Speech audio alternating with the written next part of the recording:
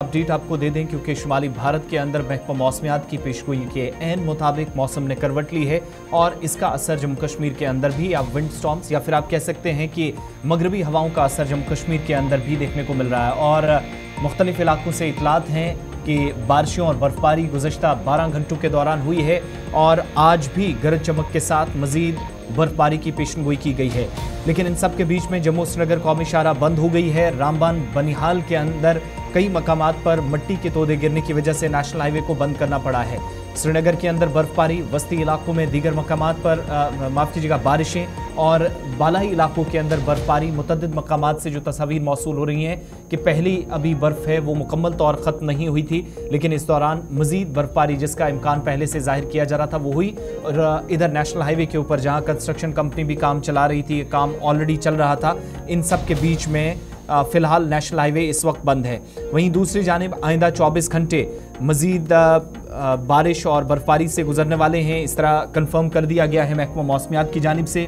गुलमर्ग, कुपवाड़ा, बांडीपुरा, गुरेज, करना, टंगधार ये वो इलाके हैं जहां पर एक बार फिर से बर्फबारी हुई है। पहले से बहाली का काम तकरीबन मुकम्मल हो चुका था, लेकिन रात के दर्जा हरारत में भी थोड़ी बेहतरी आई है क्योंकि बर्फबारी से पहले जो टेम्परेचर था वो मुसलसल नीचे जा रहा था।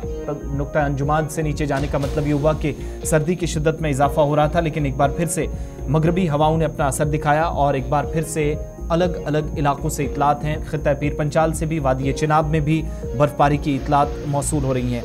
हमारे साथ नदीम इकबाल भी इस वक्त ज्वाइन किए क्योंकि बारिशें भी साथ साथ हो रही हैं। नदीम इकबाल से सिर्फ ये जानना है कि नेशनल हाईवे के ऊपर इस वक्त एग्जैक्टली सिचुएशन क्या है। सुबह सुबह कंसर्न अथॉरिटीज़ की तरफ से अपडेट कर दिया गया कि मुख्तलिफ इलाकों के अंदर जहां बहाली का काम ऑलरेडी चल रहा था। नदीम, जहां आप इस वक्त खड़े हैं मौसम तो खुशगवार नज़र आ रहा है, लेकिन कौमी शाहराह बंद होने की असल वजह क्या है और मज़ीद कितना वक्त लग सकता है बहाली के अमल में?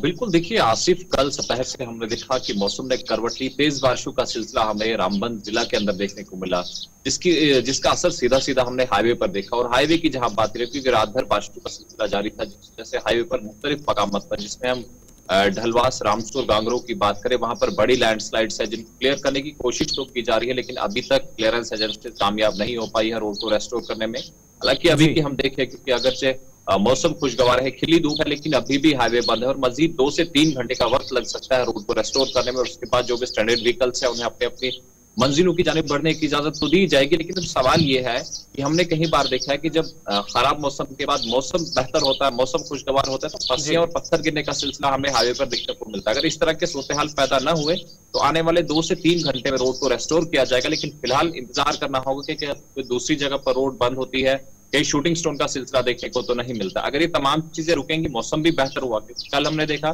कल सुबह भी मौसम खुशगवार था, लेकिन अचानक से मौसम ने करवट ली और बारिशों का सिलसिला शुरू हुआ, उससे कहीं ना कहीं परेशानियां हो जाती। कुल मिलाकर महकमा मौसमियात की पेशनगोई को भी मद्देनजर रखना है और उसके बाद हाईवे के हालात। तो नदीम, ये भी बताइएगा, ये जो मैं एडवाइजरी देख पा रहा हूँ ये तकरीबन 4 साढ़े 4 घंटे पहले आई है, जिसका मतलब है अलसुब एडवाइजरी जारी की गई है। इस दौरान गाड़ियां पहले शायद मामूल के मुताबिक चल भी रही होंगी। नेशनल हाईवे के ऊपर इस वक्त जो ट्रैफिक है, क्या वो वन वे था अभी तक या दोनों साइड से चलने की इजाज़त थी? और एग्जैक्टली जो गाड़ियां चल रही थी, अचानक से सुबह सुबह एडवाइजरी आती है, क्या उस वक्त तो मुश्किलात आई होंगी, तो इन गाड़ियों को क्या मिडवे ही रोक दिया गया फिलहाल?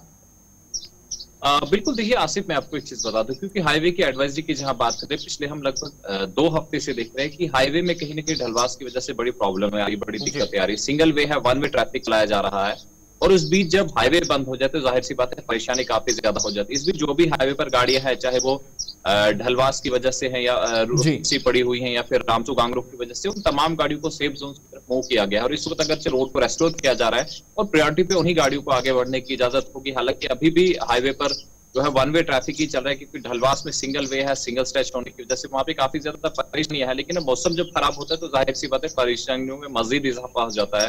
तो 1 वे ट्रैफिक का सिलसिला कब तक चलेगा?